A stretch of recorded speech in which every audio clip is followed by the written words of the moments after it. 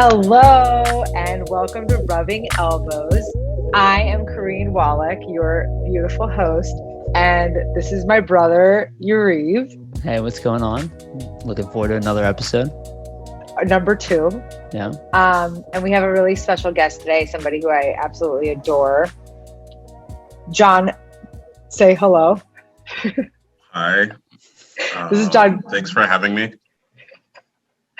I'm really happy that you're doing this. This is really awesome because, I mean, you know that I've asked you multiple times. I was like, Jon, will you be like my mentor and my friend? So I'm going to give a very awkward introduction for Jon because I feel like he deserves a very awkward introduction. And I'm just telling everybody that it's going to be an awkward introduction because it's quite long.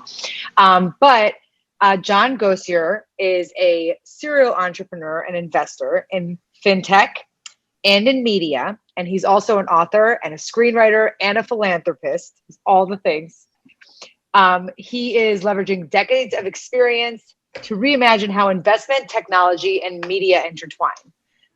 So his newest company, congratulations, by the way, on that, FilmHedge, is revolutionizing the business model of investing in media, creating a technology-driven process that increases transparency and efficiency for investors, and creating an access point for capital for creators to access quickly, like investment that doesn't rely upon their own relationships in the industry, which is a big deal to be able to get to tap into that.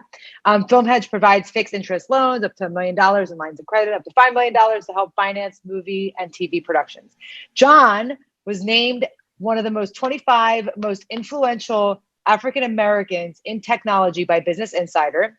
He was awarded a TED Fellowship and invited to give 3 major TED Talks, one in 2010, 2014, and 2018. He won the Night News Challenge Award and was nominated as one of the Innovators of the Year in 2013 by Black Enterprise Magazine. And he is a graduate of Goldman Sachs' 10,000 Small Business Program, the Think School of Creative Leadership, and has been a presenter at many colleges and universities worldwide. He attended Savannah College of Art and Design, where he studied film, and now he currently lives in Atlanta. And that's the wrap up. Now I'm done with the intro. Is that awkward enough? Well, first of all, that was awesome because I forgot half of that stuff. And then second of all, is so succinct. So like that wasn't long at all. I feel like that was like 25 seconds. Yeah, I agree. I mean, I feel like you accomplished a lot, which is, I think, and you've also like transcended in all these different worlds where like, you kind of like, okay, so, you and I both worked in entertainment pretty heavily, right? Yes. You were more in film, I was more in music. And one thing that I realized is like in the entertainment industry is that there's not a lot of people who are tapped into technology. It's true. And you, for one, are one of those very few that are, even just development in general. Like, where do you find software developers hanging out with entertainers in the entertainment industry? Not really. Well, and likewise, I mean, we met in a software data science world, and I was surprised at the depth of experience you had in the entertainment industry because it's usually you have one or the other. You don't have people who are smart enough to go deep enough into the tech world who also have been able to go deep enough in the entertainment world to be successful. And like, that's very rare. So that's one of the things that I think we connected over, I guess, about 1.5 years ago, 2 years ago. Yeah. You and I are rare gems. Well, Uncut gems. Mm-hmm. You know where we originally met, you and I? Nope. Okay. See, this is the funny thing is that like Jon doesn't remember where we originally met. I do. And like we had connected because I was working on I was working on a data science project around COVID stuff, I think. Right? Is that? Yeah, that's what it was. That's where we reconnected, but I feel like we met in like 2014 or something. Like I found emails going back to like 2014, 2015. Like I don't remember what that was about though. Jon and I both have no idea how we met. That's basically the summary. I just know we were like at South by, and I'm like, that's where we connected. But having emails from 2014, I also do not remember that. Yeah. So, I mean, your career journey is pretty interesting, and I think pretty what's the word I'm looking for? I don't know, unique. It's very different than like most people's career journeys. So I kind of want to start from like the beginning of like where you kind of started before you kind of found yourself falling heavily into like this sphere of entertainment and technology when you were working in entertainment. So can you tell a little bit about that, about like your kind of your career start? Yeah, I mean, so I started off my career, literally I started off my career. I went from high school to wanting to make comic books. So when I went to college, I went to study sequential art at Savannah College of Art and Design. And for a lot of people who don't know this, sequential art is literally the same art method or practice that is storyboarding. In any movie you've ever seen is storyboarded. So like comic books are basically like the storyboards of movies that are never made. And so the interesting thing for me was I went to school to study comic books, and I ended up learning this art of making movies because that's the degree it fell under at SCAD, was like you learned sequential art. You're going to learn how to make comic books, but you're also going to learn how to make movies because the skill is the same. You're also going to learn how to make commercials. You're going to learn how to make theater, like whatever. Like sequential art is the glue that connects it all. And I fell in love with the movie world then, and I was fortunate in that I came out. I worked in the music industry for a while, but I ultimately ended up, my first real major job where I made real major money was working for a guy named Tyler Perry. He's a guy named Tyler Perry. Here before he was famous, before anybody knew who he was very successful already at the time because he had done all these plays, which I hadn't seen. I didn't know who he was, but I ended up working on his first movie. I was an intern working on Tyler Perry's first movie, which was called Diary of a Mad Black Woman. It was distributed by Lionsgate. And I don't know whether it was because he remembered me or whether it's because someone like post us meeting each other, I kind of built a name for myself in the industry. So he may have also just heard of me through other channels. One way or the other, I was one of the first people to work for him at Tyler Perry Studios. That's crazy. They asked me to be their music supervisor, which I did for about a year and a half, 2 years.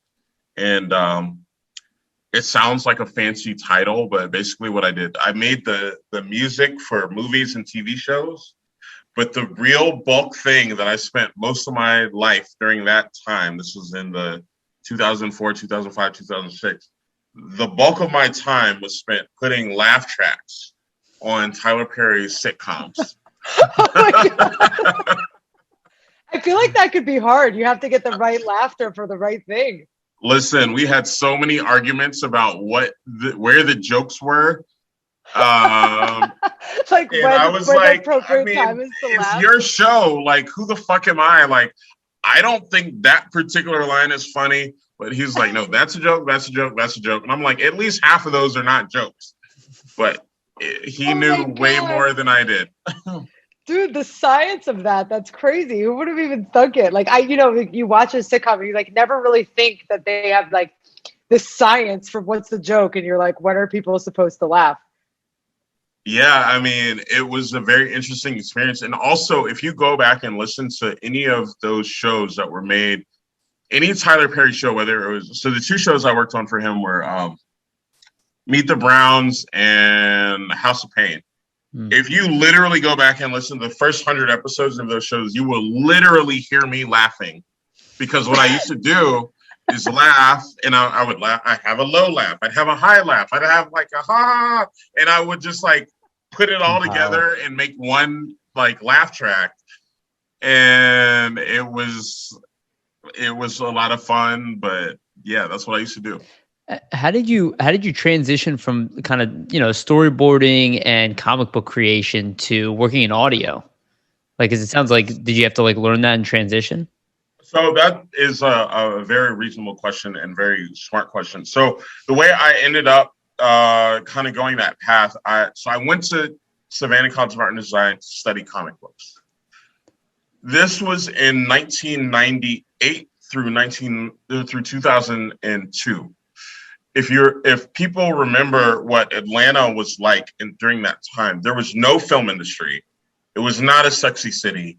There wasn't anything going on in Atlanta, Georgia. It was like the music industry. It was like Usher, Outkast, and like a bunch of that stuff.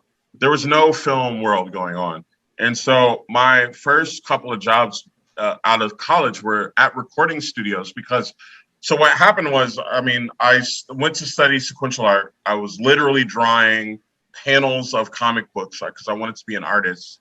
But being the good school that they are, SCAD was like, well, you need to learn other technical skills related to the industry you're going into. As it relates to storyboarding, you need to learn film and you need to learn kind of marketing stuff. But the film stuff was like, you need to learn how to do audio. You need to learn how to do Foley, which is like sound effects. You need to learn how to do sound. You need to learn all this extra stuff. And that ended up saving my butt because coming out of school, the other thing to remember is comic books weren't sexy in the late 90s. Right. Marvel Studios was almost bankrupt. DC Studios was almost sold to like some other company.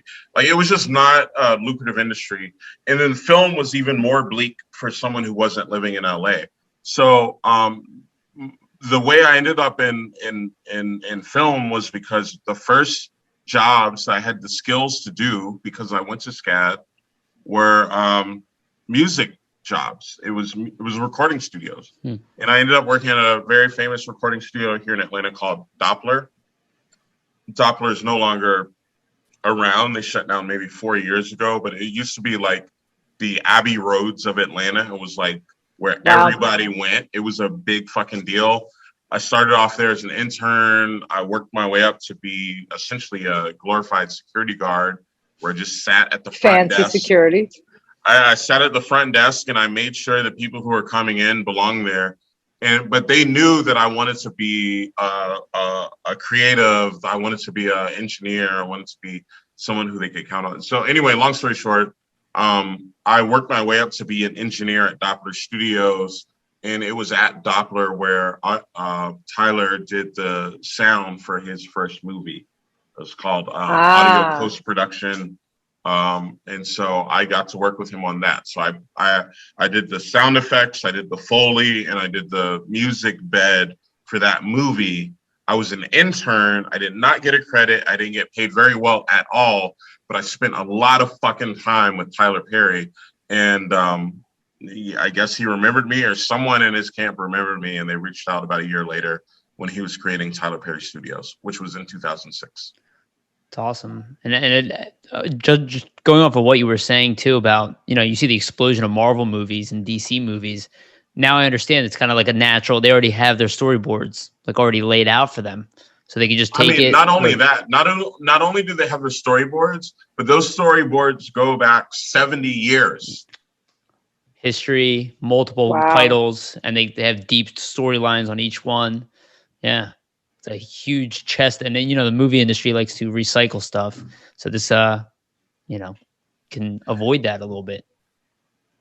Yeah, kind of. I mean, one of the interesting things about watching this whole explosion of comic book movies is like, they aren't really changing much. They modernize everything, but like literally every story that you've seen related to Marvel, related to DC, related to some of the other stuff, you can almost go back and verbatim see a comic book that plays what happened out on screen out on the pages. And that's what they used to call storyboarding. So, I mean, you're 100% correct.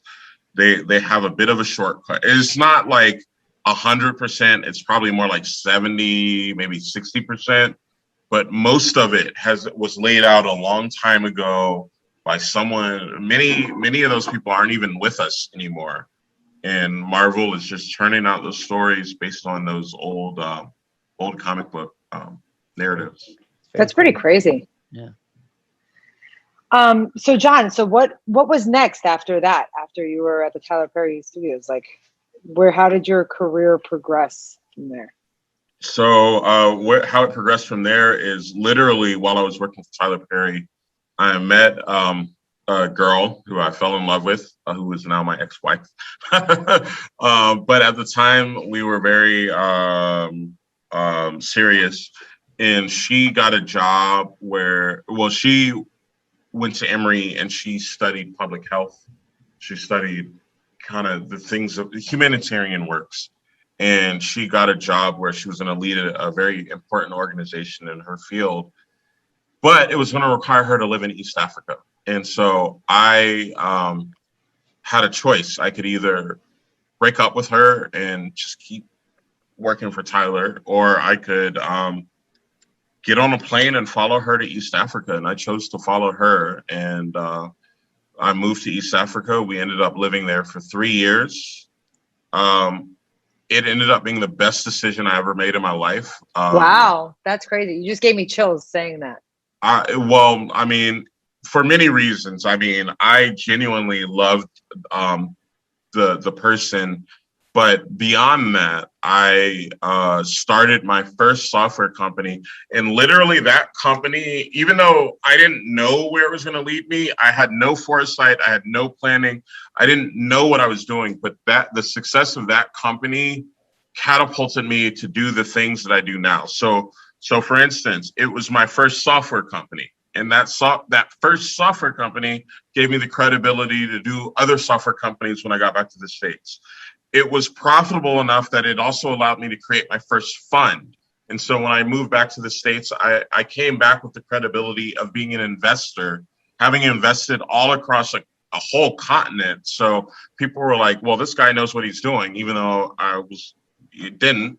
I got the credibility of being much more serious than I was. And the third reason was it gave me the just the credibility, when you're among the top anything on a whole continent, first of all, a whole country, much less a whole continent, it allows your name to carry a lot more weight than it would if you're just like from some random city. And so when I moved back to the States in 2011, and this is way before this is when I started my first software company in the States. When I moved back, I had the credibility of having accomplished all of this before. So when I moved to Philadelphia, which is where I know Karin from, it was a lot of people kind of already knew who I was, and they kind of gave me credit for the stuff that I did while I was in Africa. So to me, I owe Africa an incalculable debt. I love going there. I still have companies there. I still employ people there. I still do a lot of work in Africa, but it all started with just getting on this plane, following this person who I was dating. And it just snowballed. Wow. So I have a question. So you went from working in TV production, audio, all this stuff, and then you went to start a software company. Is there how did you get even the fund and all this stuff? What is the foundation that you had that even gave you the vision to be okay, I'm going to start a software company, or I'm going to go in the direction of doing investments? Did you have somebody in your world that was doing that? How did you even think about it? So, I mean, it's a valid question. What I would say is the only kind of inkling that I had that I was going to, if you were to go back to Jon when he was 12, right? When I was, kind of still in grade school, still trying to figure things out. What was true was I was always a hobbyist computer person. I didn't know enough to I didn't even know programmers existed. I didn't know that was a job. I just knew I liked video games. And back then it was you got the video games on these big ass floppy disks, and you would stick them in your Tandy computer or your Acer computer or your whatever. And then you would play these these stupid, simple games. But what I liked about it is they would always set my imagination on fire. It's someone made this, and it's a whole world I get to play in. But it wasn't lost on me that there was a person who made that game, and I was I want to do that. I just didn't know that it was a job that people would pay you to do. Mm-hmm. So I used to do it for fun. I used to try to learn how to program and like tweak games and all that stuff. Like I just did it for fun. And it wasn't, so that was in probably the early to mid 90s. It wasn't until I was in college, which would have been the early 2000s, that I realized that the people who made games were some of them were my professors, some of them were successful young people, and that was because they had successes during the .com boom of 99, 2000, 2001, 2002. And so while I was in college, I was like, wait a minute, like there's real people who do this and I want to learn what they do. So by the time I figured out how to get into that space, I literally did not figure that out until it was 2007, 2008. That's when I was leaving Tyler's place to go move to Africa. And so my first jobs in tech, serious jobs in tech, were because I quit a very lucrative job in the entertainment business in the US. And I moved to East Africa and I was like, well, what am I going to do? And I was like, well, I'm just going to pursue my dream of computer programming and hacking and all this stuff, because it's like, what else am I going to do? Like, I didn't move there for a job. No one was going to give me anything. I had to create it. Wow. That's awesome. It's almost like the foundation of majority of the tech world is like gaming. I've said it to my sister considerably, that a lot of it is rooted in that. It's like, that's why you see so much gamification in technology today. It's because that's, where a lot of that comes from. Did you? I'm sorry. Go ahead. No, you're 100% right. I was just going to add in, it's not even the most complex games, because one of my favorite games when I was growing up was Oregon Trail. Yeah. And that was basically just a series of questions, Yeah. That's actually, that's really true. And it's almost like a tutorial, like nowadays, when you enter an app, it's just like a series of questions, you make your profile. So let me ask you this. You went to Africa, I assume, and again, I'm making an assumption because I don't know from that era, was it as competitive as the United States, or do you feel like that allowed you to kind of walk into an industry that was kind of growing, right? It wasn't what it is today, and maybe come in there and kind of plant your flag, maybe easier than the United States. I don't want to say it was easy, but maybe you could be, that's how you can get across the entire continent, because maybe it wasn't like the United States where it was like the early days of Apple and Microsoft and all that stuff. Yeah, you're 100% correct. So what I often say is like going to Africa in 2008 was like going back to Silicon Valley in like the late 80s, like 1988, yeah. Right? Wow. So I kind of had the cheat code. Like I went there 20 years before. Like if you go to Africa now, there's 10,000 Jon Gosiers. But you go to Africa in 2008, there was me and like two other guys who were doing anything remotely close to what I was doing. And we rode a wave that was pretty amazing. It was pretty amazing to see venture capital take Africa seriously. It was pretty amazing to see corporates start to take Africa seriously. And for Africa to realize that it had the opportunity to play on a global stage. This is all old news at this point, but it's kind of hard to convey how much it wasn't at the time that I was there. I might as well have been in there in like 1890. It was just like so different. Yeah, but it's like Africa has progressed very rapidly in this space. And they've got like 10 unicorn companies across the continent. And that would have been unheard of when I was there. It's amazing. Yeah, that's what I was kind of thinking in my head. It's almost like, I don't want to say you got lucky, right? But it's like you follow kind of like this weird gut instinct and you're like, wait, this is like undiscovered territory, right? Like I get to like leave a trail here, where if you look at most of the world now, it's like tech is everywhere. It's like everybody wants to be, a tech company now. And like back then, you had an opportunity. It's almost like I kind of wish it were still stuff like that, But isn't it also harder to like, create a pathway when there's like nothing really there, At the same time, yeah. You're both 100% correct. So I'll answer the first part first. Yes, like creating a legacy that still lasts to this day is something that I still cherish. I mean, I still employ people across the continent. I started companies. Wow. I started companies that probably don't even remember that I started them, right? Like they've progressed past the point where they give a shit who founded them, and they're just like they're making money and they're doing their own thing. And that's great. But to me, that's a sign of success. It's like you don't need to know who I am. You don't need to know who the other people were. That's so weird. Yeah. And then, but to your point, Karin, is how hard was it while I was there? So in 2008, I lived there from 2008 to 2011 in Uganda, Kampala, Uganda.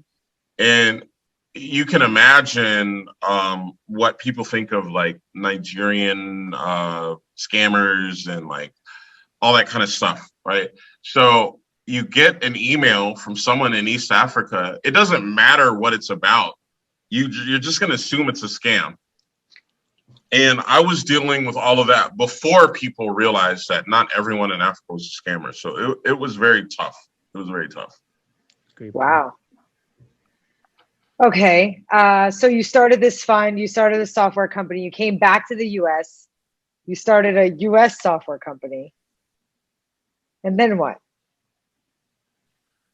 So my success in Africa was I started a software. It was a consultancy that helped companies like Facebook and Google. And like they were all Western tech companies. They just happened to want to try to figure out Africa.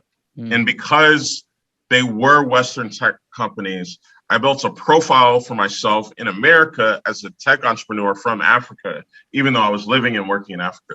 So that ended up helping me when I moved back because all the Google people knew me, and I'm not talking about random people. I'm talking about the people who founded these companies.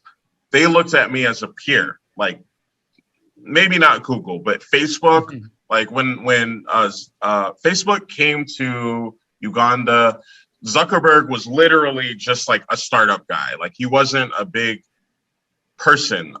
Zach Dorsey and Evan, what's his name from Twitter? They weren't like big. They weren't who they are now and who the world knows them as. And so I had a lot of really deep relationships in Silicon Valley because I was just like, I would say some of them looked at me and my peers as their counterpart. We were just in a different part of the world. So how did you even meet them? Is it just because of the reputation and what kind of you were doing, or you were? Well, it's because as they started to hit their inflection point, they were trying to figure out different parts of the world. And when it came to Africa, of that era, there was only 2 or 3 companies they would have even been talking to. And 2 of them were my companies. It was my company, Africa. And then there was another company, which I didn't found, but I worked at, a company called Ushahidi out of Kenya. And, 2008 to 2014, that was kind of it in Africa. It was like those companies, we were the people to talk to. And I ended up being successful enough that this goes into your other question, which is the fund. I ended up being successful enough with my software consultancy that I had enough extra money to start a fund. It was a balance sheet fund. I didn't raise a fund. I was using my own money that I made from my software company, and I just started to reinvest it into other African technology companies. And so it's a balance sheet fund. And it wasn't a lot of money. It was like $10,000-$20,000 here at a time, but I mean, that's a lot of money. It's all relative. You know what I mean? Like, it's all relative. I ended up investing in, and then I also struck a partnership with the U.S. Department of State under Hillary Clinton. They gave us a pretty huge grant because they recognized, I pitched them. I actually argued to them. I was like, why do you keep giving money to all these charities in this part of the world? Like, who's creating jobs? Like, I create jobs here. You should give us money to create more jobs. Like, I want to invest in companies. I don't want charity. I don't want you to feed orphans and all this. That's great. Like, I'm not knocking it, but it's like there are people in Africa who are just working and they just need more capital to keep doing what they do. And I ended up meeting a very favorable group of people at the State Department. They loved that story, and it connected greatly with Obama's story, Clinton's story, and all the people who ran the State Department at the time. They ended up giving us like, I don't know, it was like a few $1 million to, they couldn't invest in a fund, but they could give us money that we could disperse like a fund. And so I added my money to their money, and we went all across Africa. We ended up going to 25-ish, about half the continent. Wow. We ended up going to various cities across half the continent. There's 50-something countries in Africa. We went to half, and invested in the best entrepreneurs we could find in those countries. Wow. Many of those entrepreneurs those companies didn't succeed, but the individuals who ran those companies, because of that, they went on to do much greater things. Some of those companies did succeed. So there's actually 2 or 3 of those companies that we invested in way back in the early 2000s that are still around and now employ lots of people. The biggest one is a company called Farmer Line out of Ghana. There may be 40, 50 people. They're doing their Series B. They're just rocking and rolling. That's awesome. That must be very rewarding. Very rewarding. Yeah. No, I like I said, I feel I owe Africa a huge debt. I still do a lot of work related to Africa, even though I do other things now. Mm-hmm. Yeah, no, I want to dig into that a little bit more there. And I noticed something that you said there, right? It's almost like the give a man teach a man to fish, right? Did you feel you were kind of giving back to Africa more that way? Because you're like, well, it's great to give people stuff, right? Like charity's great, right? But then it's not continuous. So in your mind, did you think, well, I can set up an infrastructure here that this money will return in itself over time and just lift up the continent itself and get people out of poverty by providing jobs, right? Is that kind of what you saw in your mind? 100%. I mean, I lived and breathed that mantra, that thesis, the entire time I was in Africa.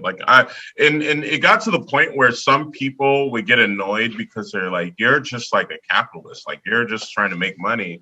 And it's like, well, fuck yeah, I'm trying to make money because that's how the rest of the world works. Yep. Like I didn't understand the whole thing about sorry, I didn't mean to curse, but that's okay. You can curse as much as you want. But that's how the world works. Like people make money. Like I don't understand. It's not that I don't appreciate philanthropy.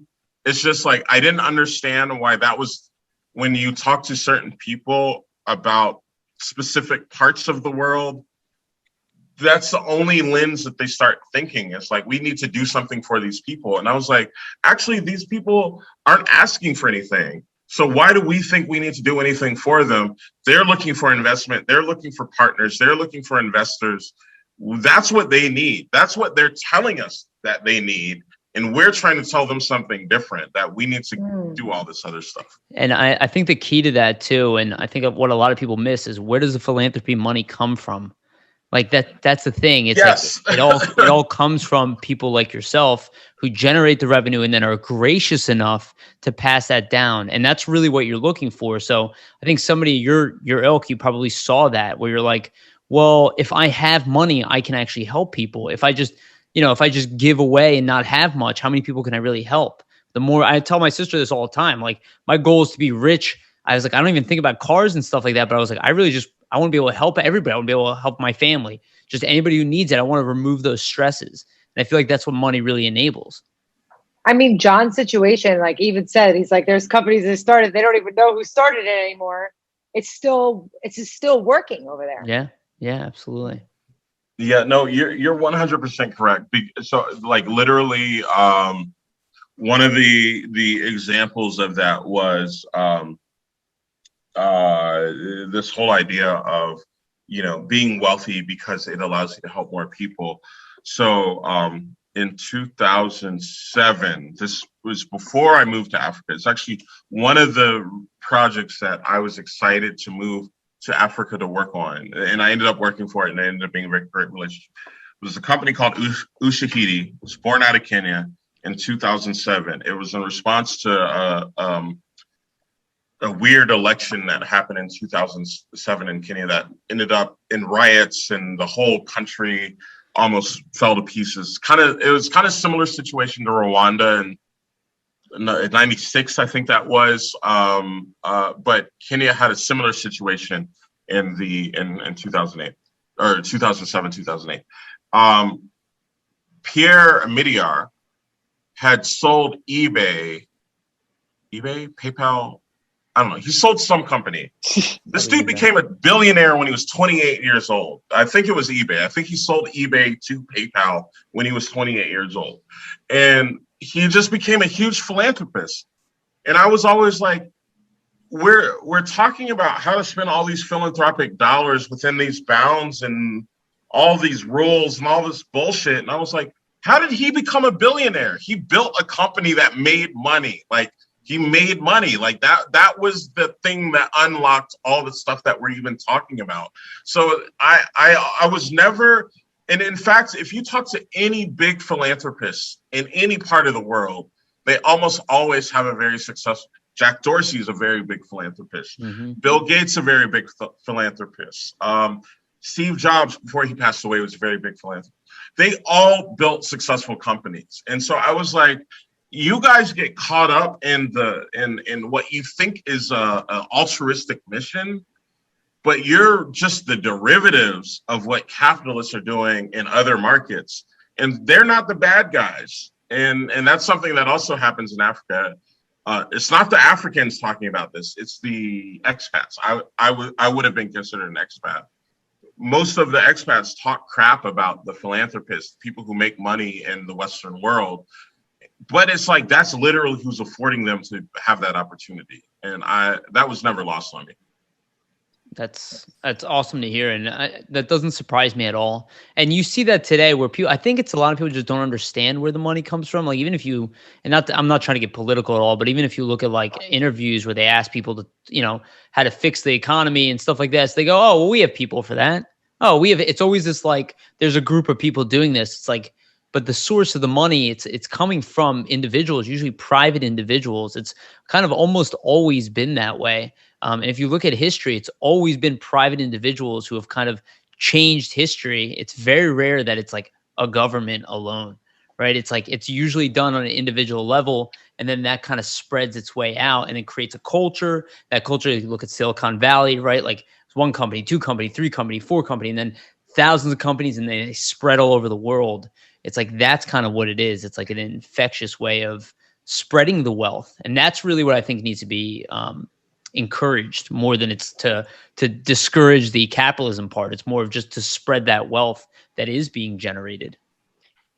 There's I don't disagree with anything that you said. And I think that the real, one of the real things that I feel a lot of philanthropists need to kind of check is their inability to acknowledge that. Like, that is just facts.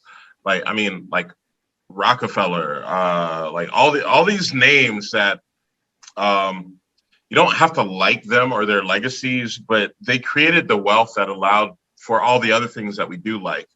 And yeah, it's not insignificant. I mean, they're two sides of the same coin is what I'm trying to say. Yeah. It's like, you can't only want to be a philanthropist if you can't acknowledge capital, the success of capitalists in the West and vice versa. Sorry, Karin, I didn't mean to cut you off. No, it's okay. I mean, this is really interesting. And I was actually thinking, I was like, my comment is going to just take it in such a different tangent. I'm just better not even saying it. No, it's okay. It's not a problem for me. So, well, I'll tell you what I was going to say, but I don't want to go down that rabbit hole, because I think it's like, so there's a lot of, very wealthy people that donate money now because that's the cool thing to do. But I also don't think that's necessarily a bad thing, right? It's like, it's okay that it's the cool thing to do, and it's expected. If you have a lot of money, it's expected that you do some Gotta kind do of something with philanthropic it. work, which I think it's okay that people think it's cool. I've actually heard that if you don't do that, you actually, like, a part of you just doesn't feel right. Like, if you have money, I mean, I'm not a wealthy person per se, but from what I understand, like, I do plan on getting to that point, that if you're not charitable, like, you're conscious, like, it's almost like your character needs to give to some degree as well. Do you find yourself kind of in that position as well? Yeah, I mean, I think at the end of the day, everybody has to ask themselves, like, what did you do all this for in the first place? Like, is it just for yourself and to have your name and lights, or, were you trying to accomplish something? For me, I will say that the pleasure of my life was doing things. I had no idea how they were going to turn out in Africa, and I ended up doing things that, surprised myself, and I think surprised everyone around me. And even if I never accomplished anything after 2011, I feel like I accomplished a lot, because I was doing things for people that I had no stake in that race. It's like I could just move back to the States and I would have been just fine. Wow. But, I created several companies. I like to think I bettered a number of people's lives. I created jobs that wouldn't have been created if I hadn't moved there. And I got literally nothing from it. And I don't want anything from it. I was just glad to see it happen. And, the byproducts, the one thing I got from it was the credibility that allowed me to build a career here. But it wasn't like the money. It wasn't the companies. It wasn't anything direct. It was like an indirect byproduct that allowed me to kind of rebuild myself here with some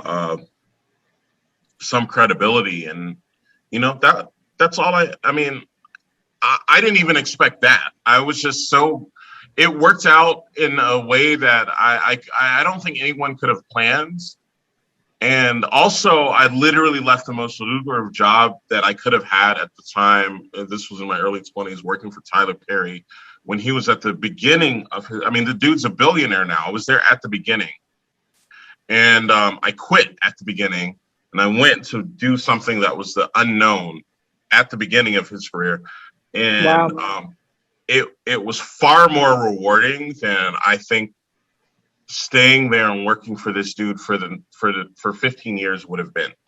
Sure, I would have made more money. Sure, I would have probably had more accolades and all this stuff. But I can't think of anything that would have been as fulfilling as the stuff that I was able to do. So that's so interesting. It's interesting too, because if you wouldn't have went, what your life would have been like and what it's like now, and how like that concept of sliding doors. I reference that book a lot, or that movie a lot, because it's like, it is like that. It's like, what's behind the door that you don't go down? I mean, who knows what would have happened if I stayed here in Atlanta, just putting laugh tracks on these shows that may or may not have been funny.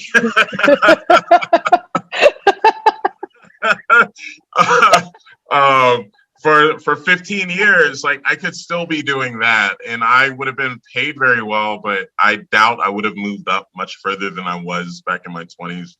And then I chose a path, and it wasn't even the path that I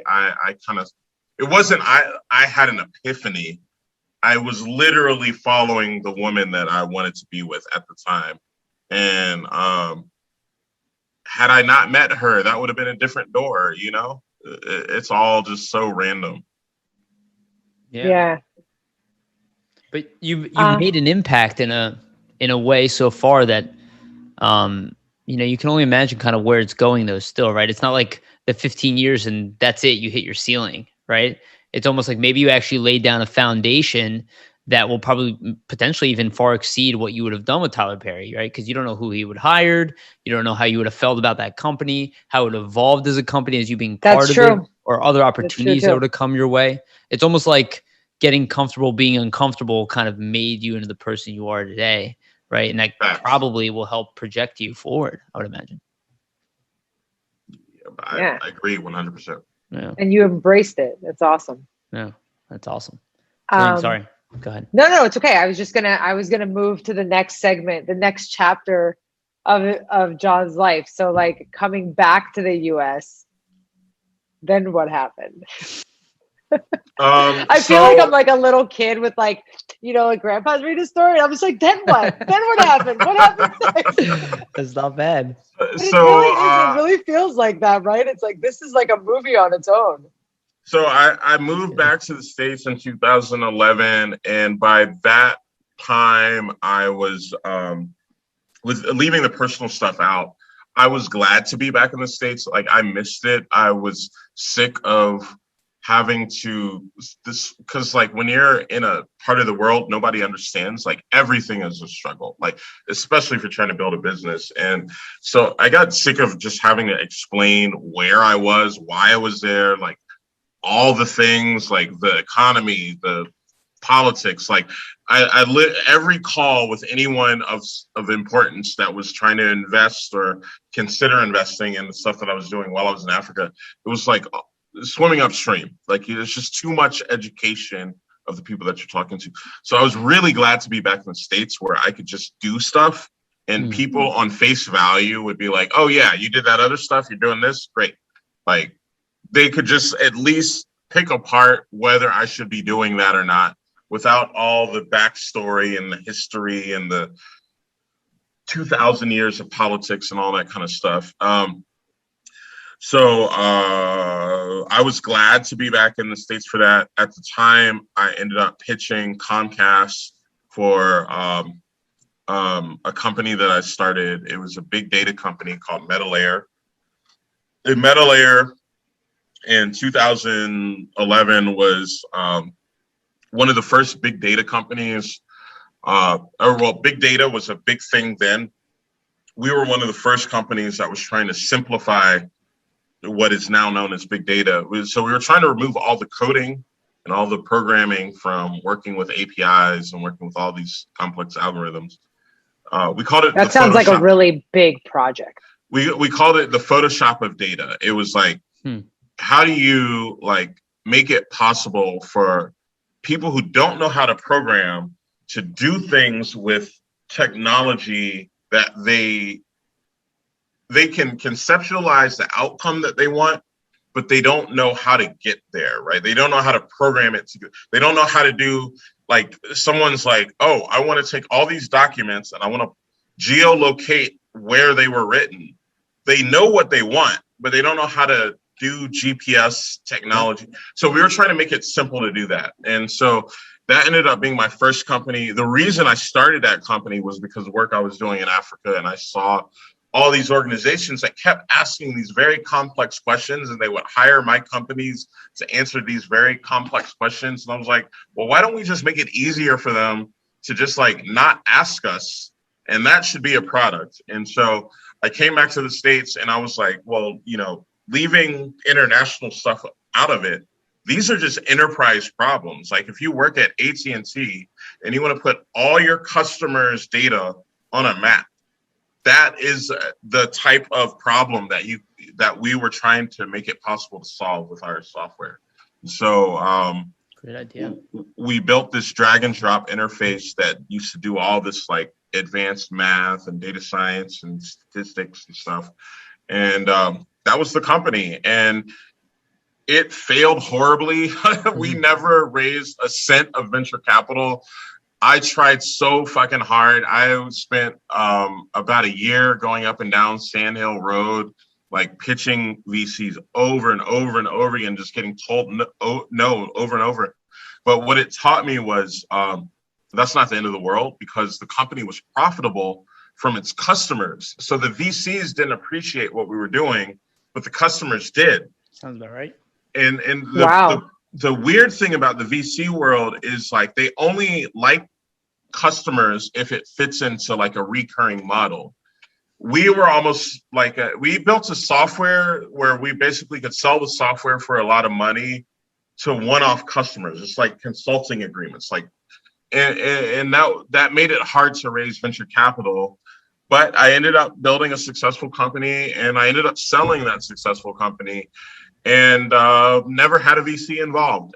Even though we had Comcast involved, but beyond Comcast, we never had another VC involved. And we didn't even get a lot of money from Comcast. I mean, it was. I totally see why you have the company you have today. Right? Like, I mean, I see it right there in the path that you went through. It's like, why would you want to create this solution for funding, right? That's unique, that's outside the industry. Like you've been there, right? You have empathy for that position. So it's it's another product, right? It's you're going, okay, well, how do I remove these barriers, right? And make something that's scalable, right? That can be applied to everybody. And so it's like you're just repeating the process almost over and over again. No, I mean, you're very perceptive, because that's 100% correct. But that first company, the first thing it taught me was like, fuck VCs. They don't know what they're talking about. Like, I was like, there was clearly a market there and they didn't value it. But I was able to build a company and I didn't need them, even though I thought I needed them. It just taught me resilience. It was like, you build a successful company. Who cares if the investors like you? Like you got a successful company, you'll be fine. And then I built a number of other startups that didn't do well. I mean, every serial tech entrepreneur probably has a couple dogs that they built. And then ultimately it went on to me building another successful company, actually my most successful company, a company called Autogen, which Karin and I connected over because it was, we were solving problems in the music industry. So this is about 4 years later, 2015, 2016, 2017, I built a software company that helped recording artists create and own their own ad targeting data. The reason why that was important is because everyone before that used to just put ads on entertainer websites and they're like, oh, we'll give you a piece of the ad revenue that comes off your website. But nobody goes to the freaking Bruno Mars website because you just listen to Bruno Mars on the radio. Why do you need to go to his website? Where that data can be valuable is if it's helping you to understand the behavior of the consumer. So if you capture the consumer's listening data and you can tie it to what they consume, if you can tie it to their personality, demographics, like, I mean, ad buyers, they pay a premium for demographics. It's like you have this cookie data. If you know what this person likes to buy, where they like to spend their time on the internet, how they like to spend that time, that is worth its weight in gold on the internet. That's how Google makes its money. It's how Facebook makes its money, Twitter, Yahoo, blah, blah, blah. So we basically created a platform that allowed us to do the same thing, where the recording artists, well, on their behalf, we would collect that type of behavioral data on their fans, not based on the fact that their fans were on their website, but their fans were streaming their music. Their fans were buying their music. Their fans were on social media talking about these people, and we would turn that into like cookie data. So ad targeting data, not ad data, but the targeting data. The targeting part is what drives the economy of the internet. I mean, Google doesn't sell ad slots. They sell the information that help you know when and where to buy the ads. So it's the in-between data between, like, I have a product I want to sell and I know where the ad needs to end up. But when and where that ad needs to end up, that's what makes Google a, $30 billion a year company. And we were trying to create the same thing for the music industry. Long story short, Warner understood that. They loved it. They invested in it heavily. It ended up being my most successful software company. That's awesome. And definitely true. Sorry, Karin, go ahead, please. I didn't even say anything. I literally just went. See it on your face.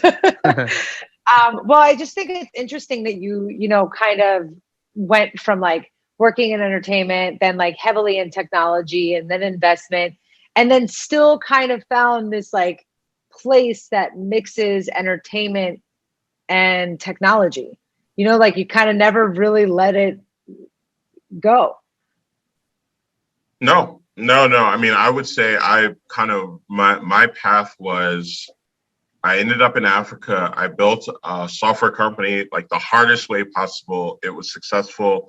That taught me a lot about just business, like forget Africa. Like, it taught me a lot about business and how to structure business that's resilient. And then when I came back, I built a big data company that taught me a lot about data and technology and how to build software companies. And then a couple of years later, I built this media tech company. It taught me a lot about the gap there. And then parallel to that, I was briefly a VC. So I learned a lot about finance and working in the kind of financial markets. And literally FilmHedge, the company I run now, is a combination of all of those sectors. Like, it's a tech company. It's a company that is opening doors for others, to your point, Yariv. It is a company that combines media and finance through technology. And I mean, to me, it's the most kind of personal company I've ever worked on, because it's like all the parts of Jon that matter to me. And even though I did all the other stuff before, I never had a complete picture of myself until now. And, you know, the complete picture of myself is tech, finance, media, helping people. And like, this company, I get to do it all. Like, it's awesome. And imagine trying to pitch that to VCs back in the day. They have no idea what you're even talking about. I couldn't have created this company back in the day. I didn't know enough. I didn't have enough confidence. I'm only able to do this company because I also made my own money. Like, sure. I had to make my own money to invest in movies on my own, out of pocket, to get the credibility to run the company that I run now. Like, it just wouldn't have been possible. Like, it is a confluence of all the things that I've done to date that maybe someone else could have done in a different order, but for me, it had to be the order that I went down. And actually, we just interviewed Aaron Draper before this, and it's like the same pattern. And I'm not surprised, though. It's like, you got to nurture your gifts, like the things that you love, the stuff that comes more naturally to you. Like, you continue to incorporate that in almost everything you do. And I wonder if that's like the key element, you know, like the key little bit in the recipe that kind of got you to where you are. Like, you were enthusiastically into what you're doing. Like, you were in love with the process more than you are with the end goal. The end goal was always, I'm going to make money, I'm going to do this. But it's like, I'm legitimately into this. Like, I wake up and I smile because, like, after I'm done doing this, like, I got that feeling in my gut, right? I assume you feel that way when you're kind of probably still even at this point. No, I mean, you're 100% correct. I think that, it sounds very cliche to say, but it's like, you know, all the roads that you've gone down lead to the path that you're on now. And that is true. Like, I literally would not be doing this if anything had been different, it would have led to a different path than where I'm at. And, I'm so comfortable with this path that I'm glad that many of the startups I worked on before failed or didn't succeed in the way that I wanted them to, because if they had succeeded, I wouldn't be able to do what I'm doing now. Like, it really did open the door. And I don't really believe in fate. I don't believe in all those types of like things, but it's like, it's the most comfortable place to be. Whether I should be here or not, I'm glad I'm here. Well, you have a choice, right? It's like life almost opens up a series of options, right? It's like a video game, right? How do they program video games, right? It seems like endless, but it's not endless, right? It's an algorithm. You have options. You have a decision. Your character is the one that literally, right? Your character is the one that defines that. So you had choices, right? You took a risk, then you took another risk, and you set up all these meetings, right? Like, most people are scared to fail, right? That's a big element, is most people are scared to fail. You kind of fail early, fail often, get it out of the way, and then just keep going, right? It's just about having the enthusiasm to go from failure to failure. I feel like that's kind of the key recipe. I mean, I feel like that's a key recipe for majority of entrepreneurs in general. I agree. Yeah, totally. So I do have one more question. Sorry, Karin, I'm going to cut you off. No, it's okay. Ask the question. I know Yariv was like looking things up about you before, and he's like, Jon is so interesting. And he's like, Jon is so smart. And he already had like things lined up that he was very interested in speaking to you, which doesn't surprise me. But and obviously kind of obvious from the conversation. but I was watching some of your TED Talks and like, just some of the things I noticed you were talking about. Like, I think one of the experiments was you were talking about using data, and it was kids were getting extreme. They were turning extremists. Radicalized. You were radicalized. Thank you. And you were using data to tackle that. So I noticed that you are a problem solver by nature, right? Like I definitely do that as well. Pretty much just observe anything and you just try to solve problems. You almost like can't help yourself. So do you have a white whale? Like, is there something so far, and maybe you don't want to say it, but I'm sure we don't have much of an audience anyway, but do you have a white whale? Is there something that you're like, there's something I want to tackle. I'm not sure how to tackle it yet, but there is a problem. Like for me personally, like this is one thing I'd love to tackle. We're talking about fish, right? Like teaching a man to fish. Like we have a problem with like kids, like poverty in the United States. How do we tackle that on an actual scalable level, right? We can give kids welfare, we can give money, but how do we actually provide them resources where we get people to pull themselves up? It sounds so much easier, right? But it's like, that's kind of a generic statement, but it's like, I've even like thought about things where like there's children in prison, or I'm sorry, there's men in prison and they don't get to talk to their children, right? You look at statistics, it's a huge reason why at least young men, they go to prison again, they have no fathers, right? So it's like, how do we get them to talk to their fathers, right? It's like this overall recipe of, how do I solve this problem? Like, do you have a problem like that of your own that you kind of think about, or maybe it's several problems, maybe it's not one thing? No, I mean, I don't. So yes, like I think that the mindset of solving problems definitely I resonate with, and the example that you gave me, it's not a problem that I want to solve, but literally I was at a bar just before I got on this call, and I watched a video of some dude getting out of prison, and they brought his kid there, and they were like hugging, and it was like a tearjerker, and it's like I'm gonna cry in the middle of this bar. So I recognize that there's always like problems that need to be solved, and many of them are very personal to a lot of people. I have been in the position to solve problems that were existential for populations around the globe. I didn't have any epiphany that led me to those problems. I was just there, and I was in the position, and I had the opportunity to solve those problems. So I'm glad I had that opportunity. It was great. I did counterintelligence for a while with the U.S. government. So like I've been able to solve problems at a very high level where it matters. But sometimes it's the problems that seem insignificant and that they don't matter. If that's what drives you, like who cares what it does for everybody else? Because you only get one life, and you got to live it how you want to live it. Like I would say right now, I'm living my personal dream. I am not changing the world anymore, but I love movies. I love making movies, and I don't care if those movies will save people's lives or anything like that, because what they will do is teach people about the world. If those people get to travel and do it for themselves and like have all the experiences, and like, I mean, that's how I feel. Like I love to travel, and I love to travel because I used to watch movies about places that I had never been. And I was like, I want to go there. I want to go there because I saw a movie that was so good about that place. Now I want to go to that place. One of my favorite movies is City of God. It's based in Brazil in like the 80s, late 80s, early 90s. And I'm not Brazilian. I don't have any Brazilian family. I've been to Brazil now, and I went because of that movie. And like, I want to create that type of excitement in people. Like, get out and live in the world that you live in. But I want you to be inspired by the media that allows you to do that. And I'm very fortunate that I didn't have to be a Tyler Perry, where I created some huge media empire where I get to make movies. I just found like a little problem in the tech world that I could solve that allows me to funnel capital to filmmakers, and they will do that, and I get to help them. And that is so exciting to me. I can't even describe it. Yeah.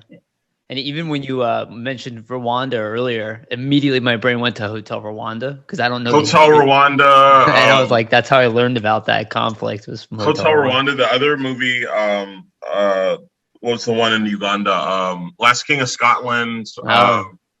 Yeah. All those movies, like they on one hand, they teach you a lot about how humans help each other or don't, but they those are other movies that made me want to go to those places. I mean, in the case of Last King of Scotland, it made me not want to go to Uganda because I was so afraid to go. But I went. I lived there for 3 years. It was nothing like that movie. But I don't know. Yeah, fair enough. Oh man, this was a amazing conversation. This is like there's so much you've done so much, Jon. Like this is like I feel like you had like this was like 4 lifetimes worth of stuff that you've done, legitimately. Well, thank you. I don't know if that's a good thing or a bad thing, but it just seems like a lot of stuff. But it's awesome that you're enjoying what you're doing, and congratulations on like the launch of the company and the success of it. It's awesome. And shout out to Mickey. Well, I mean, I should talk about that. So I run a company now called FilmHedge. We help. So the FilmHedge is a platform that really helps film investors protect their capital as they invest in film, TV, and other forms of media. For filmmakers, it's a more accessible way to raise capital. It's not the only source. We don't 100% finance anything, but it is another source, and it is a more equitable source than what they're used to, because making a movie, and I know this from when I was in college, is probably the most 1% thing in the world. It's like you got to know some really freaking rich people, or really rich people have to really bank on you and just give you money. But either way, it's kind of out of the control of the creator to get the money to make the movies that they want to create. They so really crazy. do have to be in the graces of someone else, and that someone else doesn't necessarily always share the vision. And so that creates tensions between, well, I want to go get money, but I don't want them to change my story, all those types of things. And so we tried to create a platform that solves problems for both sides. How do we protect investor money? And how do we create a new path for raising capital for filmmakers? And so that led me to create FilmHedge. FilmHedge has been around for about 1.5 years. The first movie that I funded is this movie right here, a movie called Skylines, $10 million sci-fi movie that I co-funded, ended up shooting to number 3 on Netflix in the UK and Canada. It's just a sci-fi movie. It's not changing the world or anything, but the dude who wrote that sci-fi movie, like that was his vision. It's his passion. And then also, Skylines is the 3rd movie in a franchise. And so the first movie I saw in theaters when I was in my 20s. So like and I liked it. It wasn't the best movie I'd ever seen, but I do remember liking it. I do remember being inspired by it. And so to just be part of that creative energy is what attracted me to it. And to be able to help creators like that inspire other people that's what excites me right now. It's like, because it could be anything. It's not just sci-fi. It's not just action. It's not just thrillers. It's not just historical dramas. It's literally anything. Like any piece of art someone creates ultimately goes on and inspires people to do other art and to do other things. And I like to imagine that I'm inspiring the Jons of, the next 10, 20 years. Let me ask you this, Jon, and maybe I'm making an assumption here, but I mean, you're talking about tech, you're talking about film, right? And video games seem to meet in the middle. You were a video game fan, right? Advocate, at least in the younger part of your life. Have you ever considered expanding into that, right? There's a lot of indie studios, a lot of AA studios that do need funding that, because a lot of video games, they're a risk to begin with. And a lot of them, it's hard, because a lot of it is kind of like you're chasing data, right? They have analytics on what works, but the reality is of games, a lot of them, they have no idea if they're going to work or not. It's really risky to make. Is that something you feel like you could expand into? Yeah, I mean, funny enough, so the next lane that we want to expand into after film and TV from FilmHedge is into gaming. So, well, then there you go. I mean, it's literally the next place we want to go. We've had conversations with gaming studios. We know the same problem that FilmHedge exists, that exists in the film world. We know it exists in the gaming world. It's not all gamers. It's not all filmmakers. Like, it's a very thin slice. But one thing I'm very comfortable with is you don't have to solve all problems for everyone. Just solve the problems for the people that you can. Someone else will solve the rest. Like, I love that. Like, we're focused. That's great.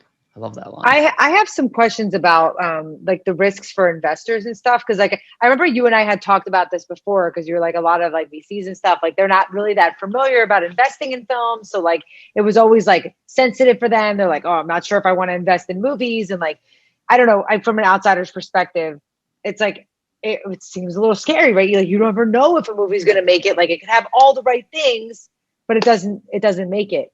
How do you like protect the investment for the investors?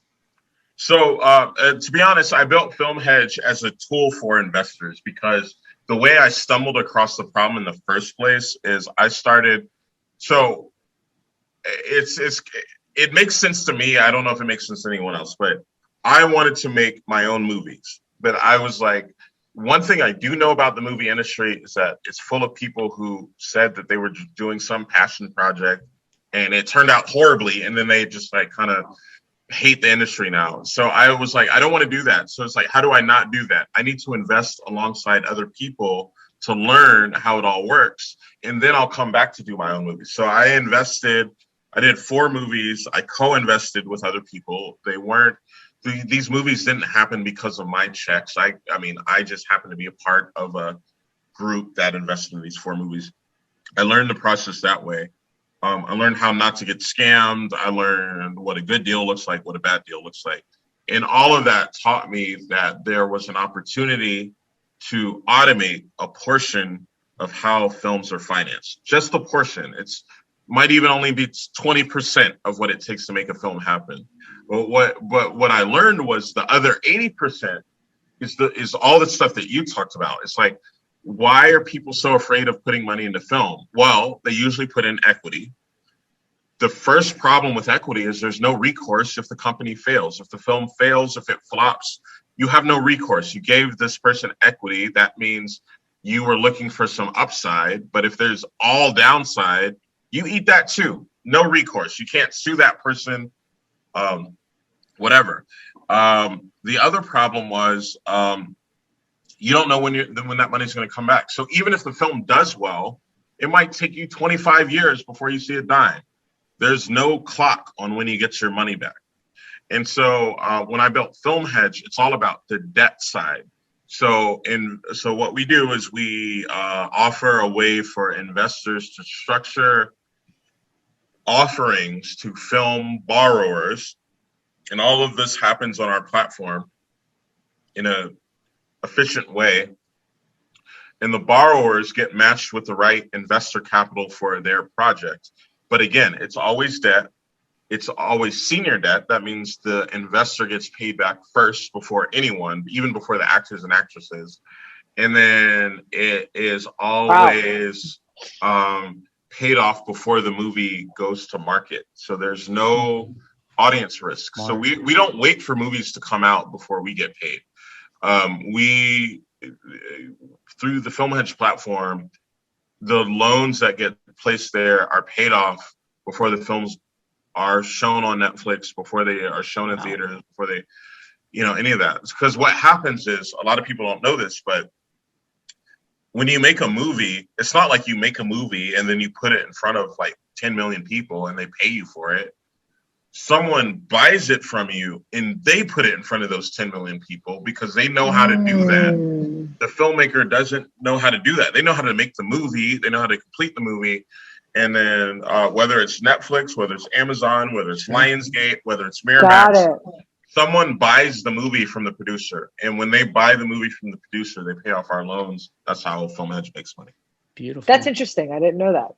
Yeah, video games are very much like that as well. I mean, unless the publisher owns the studios themselves, right? Typically, you have to work with a publisher. They get it out, they do the distribution, and that's how they make their money. It makes a lot of sense. And these industries have a lot of risk. So, I mean, your idea sounds great, to be honest. No, I mean, you're spot on. I mean, in the gaming world, you mentioned the publishers. The publishers are to gamers as distributors and streamers are to film producers. And so we would like to grow into the gaming world. I'll be honest, I don't know a whole lot about how games are financed. I'm learning now, but it is the most logical and similar next industry to grow into. We've looked at others, but gaming is the most similar to the film world.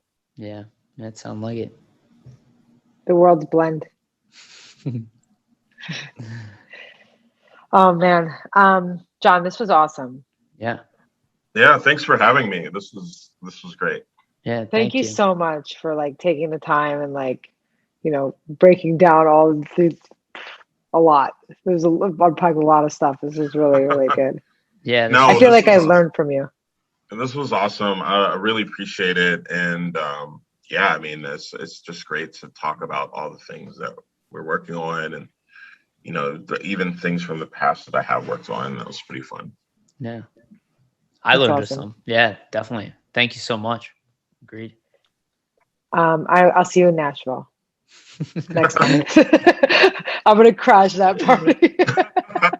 Wait, did Mickey tell you about that? No, you told me about it right before the thing. Right before oh, yeah. We're supposed to go there July 1st. Okay. Oh, July 1st. I'm going to be in Denver. Maybe not. Maybe I can come to Nashville before I go to Denver.